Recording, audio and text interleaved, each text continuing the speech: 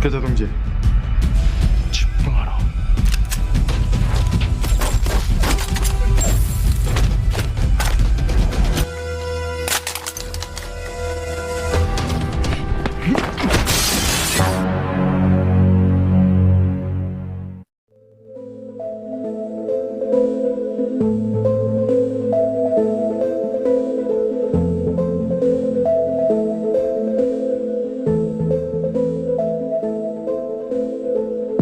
Halo everybody, dimanapun kalian berada, bagaimana kabarnya? Kembali lagi bersama Ogut, Whiskey Tubae. Hari ini kita akan mengulas alur cerita film berjudul Scrittly Gritly tahun 2013 yang dinobatkan sebagai salah satu film tersukses di Korea Selatan. Pasalnya, para aktor-aktor di film ini seperti Kim So Hyun, Park Ki Woong, Lee Won Ho berperan dengan totalitas terbaik yang membuat Anda menjadi sedikit barbar meski ada sebagian yang mengandung bawangnya. Tanpa spoiler di awal, langsung saja siapkan internet Anda, pastikan jaringannya stabil, selamat menikmati, and check this out.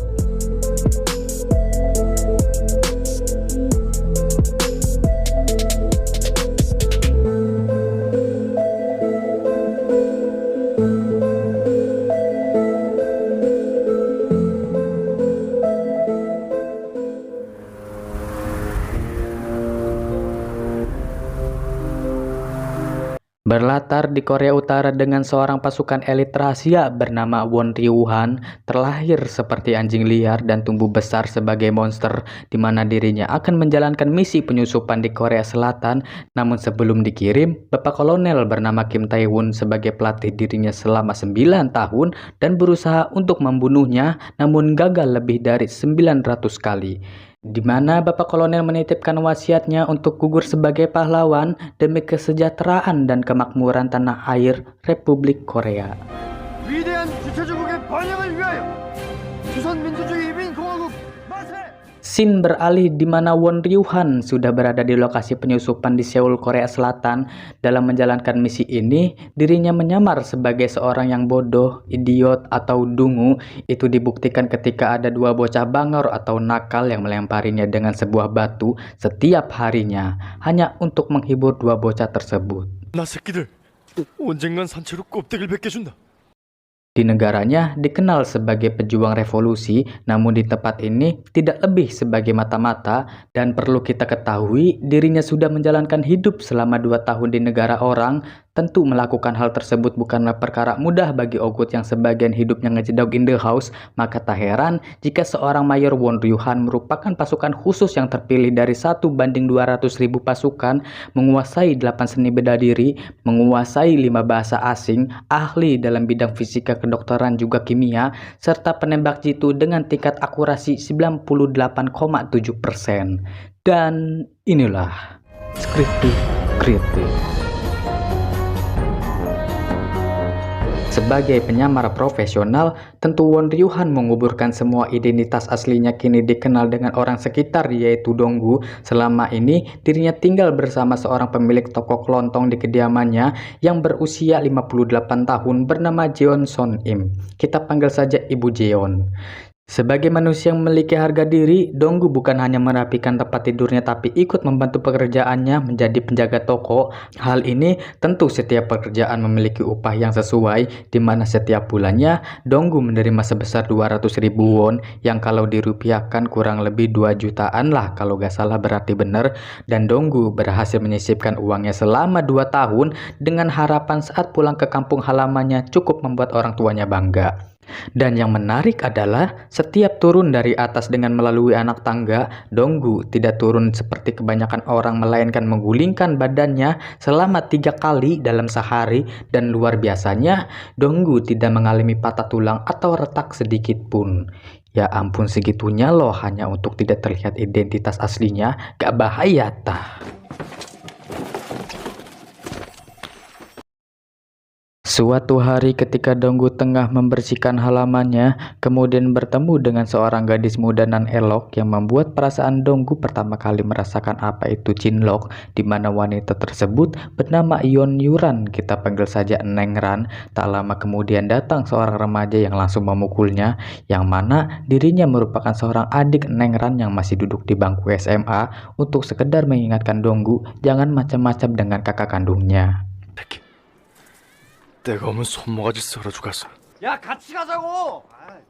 Memasuki situasi haredang tepatnya di jam 2 siang yang membuat sebagian kita menjadi mager, tiba-tiba datang seorang bocah bangor dengan mengambil salah satu makanan di warungnya yang dikira tidak memperhatikan, padahal Donggu hanya pura-pura tertidur. Hal tersebut mengingatkan kita semua untuk tidak mengambil hak orang lain dan ajarkan adik-adik kita sejak dini mana yang panjang tangan dan mana yang ulur tangan. Itu. Tak lama kemudian datang seorang wanita penghibur untuk memintai kasbon dengan sebatang udun. Karena penampilannya yang bikin gagal fokus, membuat Donggu termasuk Ogut malah memberikannya dengan satu slop. Setelah wanita penghibur pergi, kemudian datang seorang petugas pos yang bernama Seo Sanggu. Kita panggil saja Pak Sanggu, di mana dirinya merupakan kapten dari pasukan khusus juga yang sedang menyamar sebagai profesi tersebut. Dan perlu kita ketahui di mana dirinya sudah lama tinggal di sini selama 16 tahun. Dengan kabar baik, dirinya telah menjadi staff manager di salah satu klub pentas penari.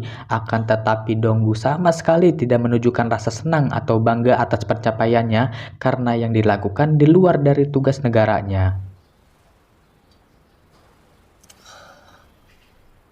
Singkat cerita, matahari pun terbenam. Di bawah rerintikan hujan yang deras, Donggu melakukan aksi di luar nalar kita semua, di mana Donggu melakukan hal yang tidak lazim, yaitu modal di jalan umum.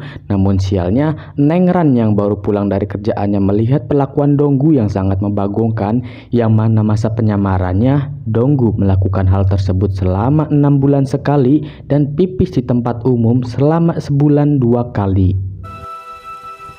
잘 가요, 청춘. Akibat kejadian tersebut membuat Donggu panas dingin alias sakit dan Neng Ran menjadi ilfil atas perbuatannya. Kemudian muncul seorang adik yang memperingatkannya kembali dengan pukulan kerasnya hingga membuat Donggu tersungkur. Tak lama datang seorang anak tertua dari Ibu Jeon yang menjadikannya Donggu sebagai adiknya. Sebagai kakak yang baik, jelas tidak terima dengan perlakuan tersebut, kemudian mengajarkan Donggu bela diri yang baik dan benar. Namun saat meminta memukulnya, Donggu tak sengaja membuat hidungnya bocor, dan ketika meminta memukulnya lagi, Donggu tak sengaja kebablasan yang membuat dirinya terpental jauh. Namun beruntung tidak lebih dari imajinasinya saja. 무슨 생각하냐?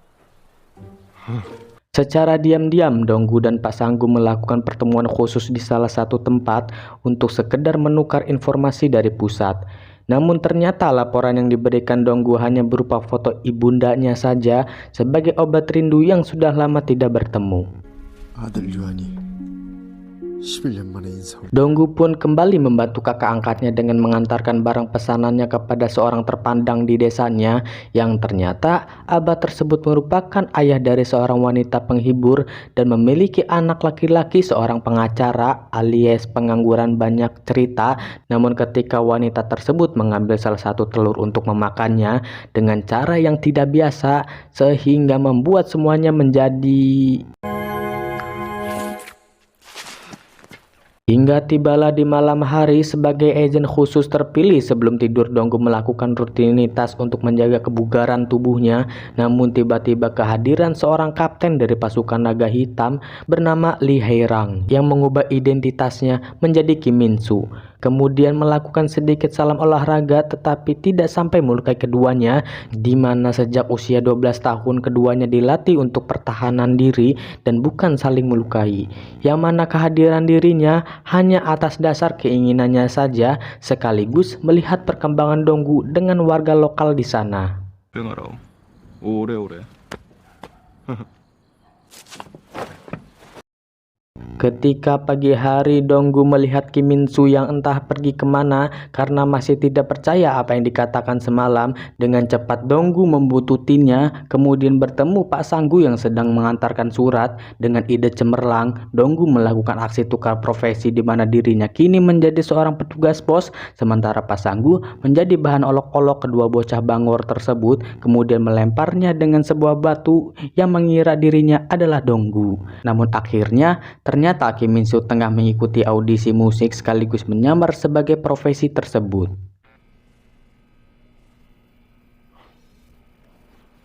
Di tengah malam ketika Donggu ingin tidur, kehadiran bocil yang menangis lantaran baru-baru ini kakaknya lupa jalan pulang alias hilang. Meskipun bangor, dengan iba Donggu mencari keberadaannya serta semua warga ikut ambil peran. Yang ternyata abangnya bukan diculik melainkan sedang berada di kediaman pamannya sendiri. Akan tetapi nasib sial pun terjadi ketika salah satu warga menuding Donggu sebagai pelakunya dengan mengenakan pakaian dalam wanita sehingga membuat Donggu langsung melarikan diri.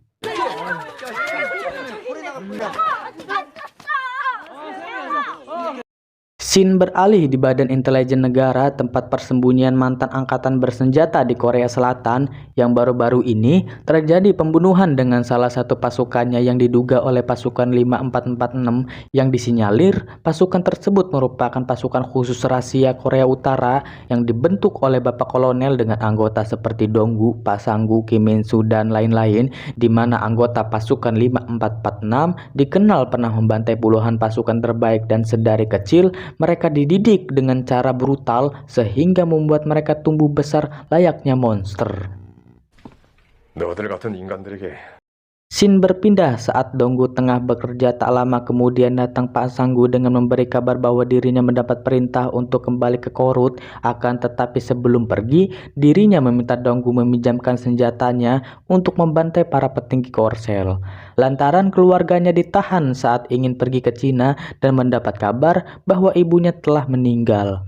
Mendengar tindakan tersebut membuat Donggu bertentangan dengannya karena menjalankan operasi tanpa perintah merupakan pelanggaran berat. Maka dari itu, Donggu menyarankan untuk bundir daripada melakukan masalah, dan di waktu yang bersamaan, di pusat petinggi Korsel tiba-tiba diserang oleh seorang pria misterius sehingga langsung membentuk tim investigasi khusus untuk menyelidiki pasukan 5446. 546 전담팀을 구성한다. 알겠나?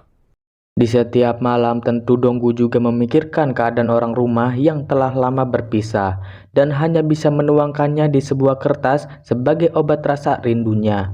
Tak lama kemudian tiba-tiba lampunya padam. Ternyata Donggu kehadiran seorang pria misterius dengan menodongkan pistolnya untuk mengingatkan semua penyamar terkait kehormatannya kepada Republik. Kemudian langsung pergi dari sana. Dengan cepat Donggu mengejarnya, namun pelariannya layaknya cita sehingga Donggu tidak mengetahui siapa dirinya. Kemudian bertemu dengan wanita penghibur yang baru pulang lembur dalam keadaan pusing 7 keliling.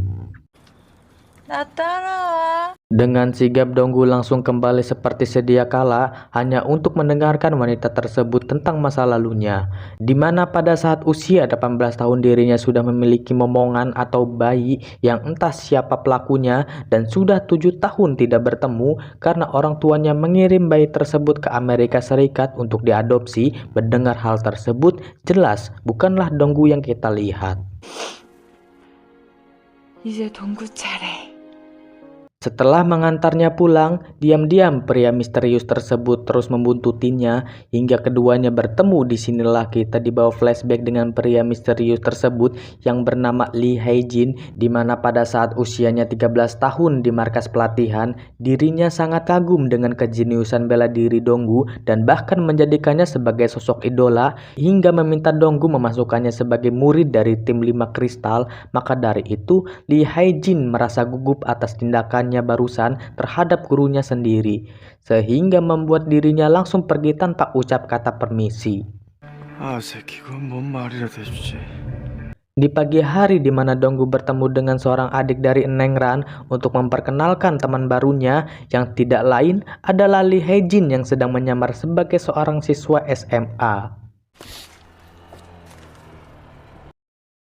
Scene beralih di Badan Intelijen Negara dengan terkait pembunuhan tempo hari yang diduga oleh pasukan 5446 yang dikerahkan Bapak Kolonel untuk menjalankan perintah operasi tersebut tanpa konfirmasi terlebih dahulu. Maka dari itu, para petinggi Korsel memerintahkan kepada Kapten Seo sebagai ketua pemimpin untuk segera membentuk tim investigasi khusus pada pasukan 5446. 알겠습니다. Singkat cerita, malam pun tiba. Pada saat Lee Hae-jin pulang tak sengaja bertemu dengan Donggu untuk menanyakan apa tujuannya, di mana Lee Hae-jin kedatangannya diutus langsung dari Bapak Kolonel untuk menggantikannya Pak Sanggu. Tak lama kemudian mendengar jeritan dari Neng Ran yang akan dilecehkan oleh bosnya dan mengancam akan memencatnya jika tidak mengikuti hasrat birahi bejatnya. Sesaat ingin membantu, kebetulan datang adik Neng Ran yang melihat tetehnya sedang dilecehkan oleh atasannya sendiri, sehingga membuatnya murka dan hampir terjadi baku hantam, akan tetapi Neng Ran berhasil mencegahnya. Merasa tak sebanding melawan orang lemah, Donggu dan Lee Hae-jin melakukan perlakuan khusus pada atasannya dengan mengenakan pakaian dalam wanita sambil joget pargoy dan akan menyebarkannya di TikTok dengan hashtag FYP jika dirinya berani memecatnya. Di pagi hari pada saat para pasukan khusus berkumpul, tiba-tiba Ibu Jeon kehadiran seorang supplier minuman yang arogan lantaran barang perusahaannya tidak disuplai di tokonya. Dengan cepat Donggu langsung turun dari atas untuk menghalangi tindakannya, namun ketika Donggu terlempar, seketika membuat Lee Hae-jin ikut geram, tetapi Kim Min-soo berhasil menahannya. Namun ketika Ibu Jeon ikut terlempar yang hampir mengenai serpihan kaca, seketika membuat Donggu hampir menunjukkan jati dirinya, akan tetapi Ibu Jeon berhasil menahannya karena dapat menimbulkan kekacauan yang hebat. Mendengar perlakuan tersebut terhadap ibunya yang membuat anak tertuanya murka, kemudian mendatangi bajingan tersebut untuk memberikan pelajaran, akan tetapi malah dirinya lah yang disiksa. Merasa tak tega melihat tindakan konyol kakak angkatnya, kemudian Donggu memberitakan Lee Hae-jin untuk memberikan tutor gelut yang baik dan benar.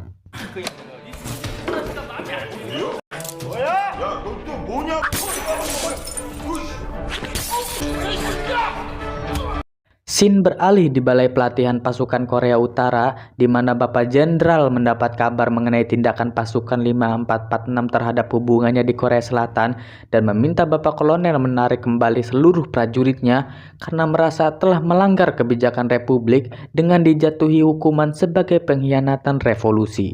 Dengan begitu, membuat Bapak Kolonel tidak mempercayai hal itu terjadi, apalagi pasukannya tidak mungkin melakukan operasi tanpa instruksi, dan jika memang terjadi, dengan penuh rasa tanggung jawab, Bapak Kolonel akan memberi sanksi bundir pada pasukannya, namun jika melanggar, maka dirinya akan segera mengeksekusinya di tempat.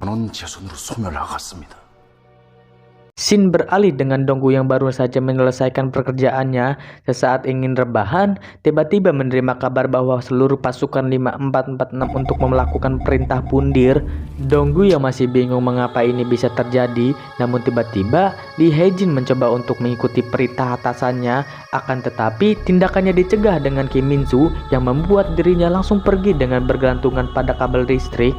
Kemudian Donggu ikut menyusulnya hingga berhasil tertangkap, di mana Donggu meminta dirinya untuk segera menembak jika memang itu perintah, namun tidak bisa berbuat apa-apa, yang ternyata tindakan Lee Hae-jin didasari oleh rasa sakit atau dendam terhadap perlakuannya, yang mana pada masa pelatihan ketika Lee Hae-jin sejak kecil sebelum diangkat menjadi bagian tim 5 kristal, di mana dirinya dilatih untuk mengenal rasa sakit dengan menusukkan bagian tubuhnya sampai hampir diamputasi. Maka dari itu, dalam situasi saat ini Donggu meminta Lee Hae-jin untuk berpikir positif dan berhenti menyalahkan diri sendiri yang barangkali ada jalan keluarnya. 방법이 있을 거야. Scene beralih dengan seorang Kapten Seo yang sedang dalam evakuasi korban pasukan 5446, di mana dirinya menemukan sebuah alat di tubuh salah satu korban yang diduga alat tersebut merupakan alat pelacak yang bukan hanya mengetahui lokasi, akan tetapi dapat mengetahui hidup atau mati yang ditanam pada setiap pasukannya. 놈들입니다. 지시한 대로만 해. 살려야 합니다. 서팀장. Di mana saat dalam situasi genting, Donggu masih menyempatkan diri untuk menuliskan pesan ibunya yang barangkali malam ini menjadi malam terakhir tulisannya.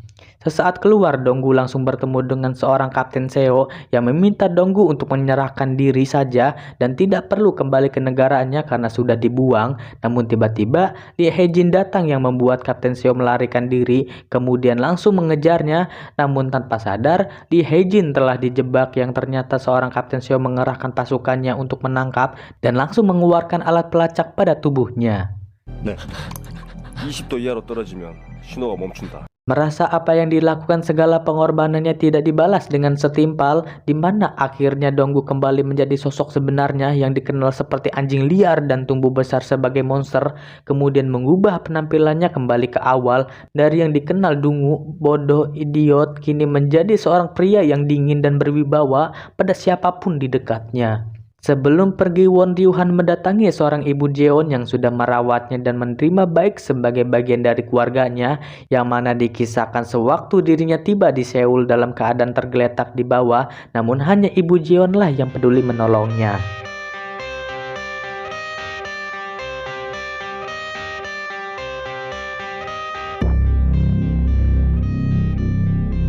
Tak lama kemudian datang seorang wanita penghibur yang memintai Kasbon kembali, seketika terkejut melihat penampilan Donggu yang berubah 180 derajat, kemudian turun tidak menggulingkan badannya lagi, melainkan memberikannya sebuah kue dan secari kertas yang bertuliskan alamat tinggal anaknya.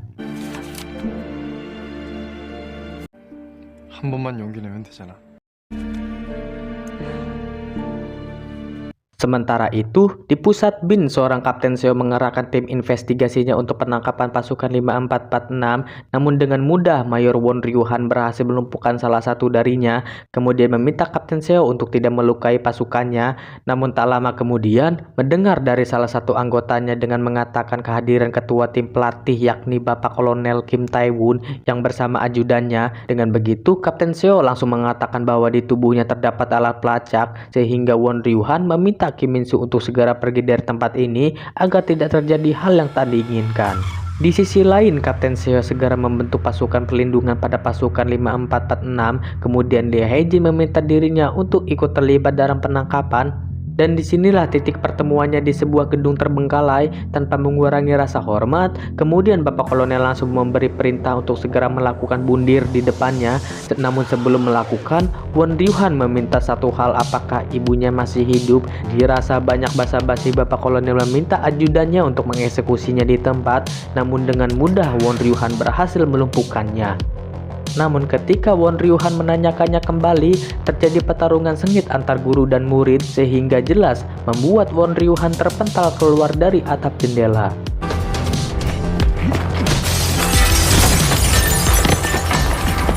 Di detik-detik krusial ini, kehadiran dua bocah bangor yang menganggap Won Ryuhan sedang modal, namun ketika ingin menembak, tiba-tiba Kim Min Soo datang dengan menabrakannya, kemudian segera pergi dari sana.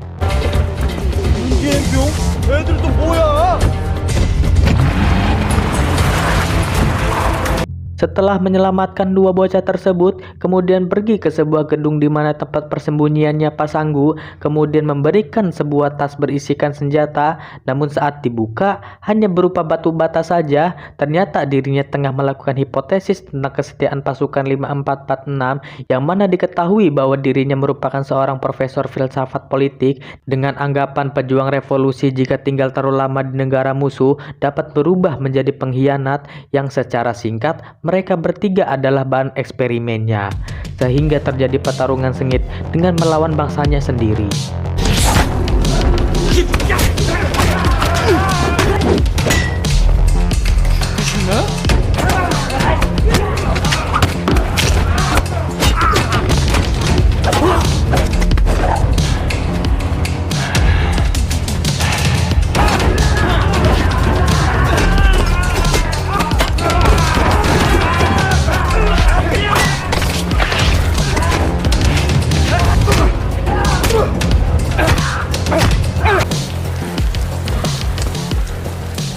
Hingga ketika dimana seorang Won Ryuhan hampir membunuhnya, tiba-tiba sang sniper menembak yang membuat keduanya terpisah. Dan di sisi lain, Bapak Kolonel datang dan langsung mengeksekusi pasukannya yang tersisa di tempat. Sementara itu, Kapten Seo di luar tengah terjadi baku tembak dengan seorang sniper, namun dengan mudah Lee Hae-jin berhasil melumpuhkannya.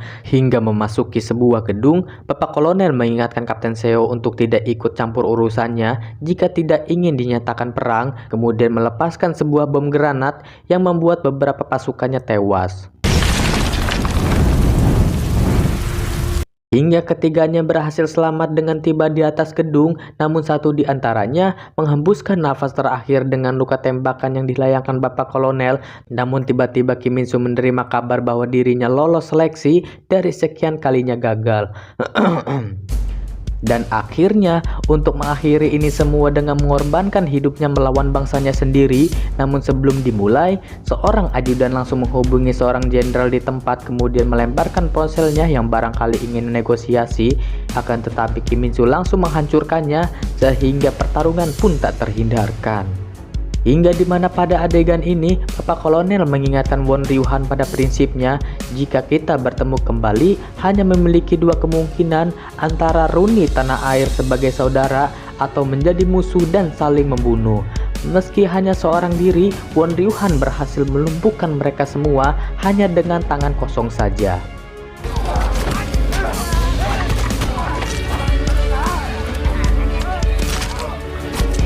Setelah menghabisi pasukannya, kini tersisa Bapak Kolonel dengan beberapa serangan yang dilayangkan Bapak Kolonel membuat seorang Won Ryu Han dibuat tak berdaya.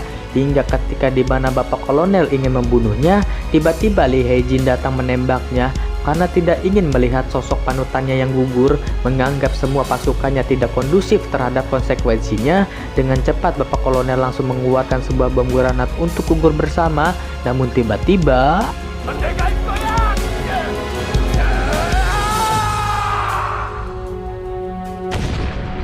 iya, ternyata Kim Min Soo melakukan pengorbanan demi menyelamatkan rekan seperjuangannya. Di waktu yang bersamaan, datang pasukan tim penyelamat Korea Selatan untuk menangkap keduanya. Akan tetapi Lee Hae-jin melakukan perlawanan dengan cara membabi buta, sehingga membuat keduanya diberondong peluru, kemudian mengakhiri hidupnya dengan sangat tragis.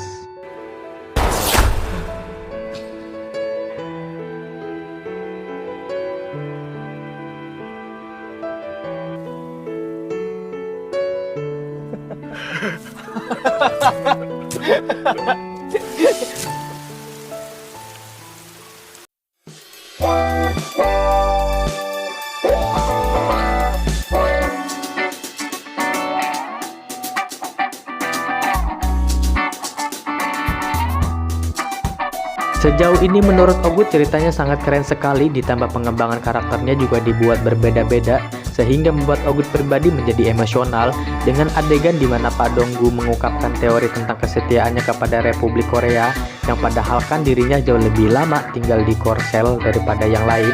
Tapi kenapa gitu Bapak Jenderal dan Bapak Kolonel percaya begitu saja hanya karena memiliki latar belakangnya? Aduh, kan jadi ajojing sekali. Jadi pesan yang bisa kita petik dari film ini adalah hiduplah seperti Dong-gu, meski terlihat dungu akan tetapi memiliki rasa jiwa kemanusiaan yang tinggi, peduli terhadap sekitar, merangkul tanpa pandang bulu, sehingga kematiannya seperti Won Ryu Han yang dikenang sebagai pahlawan sejati. Terima kasih, Ogut pamit undur diri dan sampai jumpa kembali di alur cerita film selanjutnya. Thank you.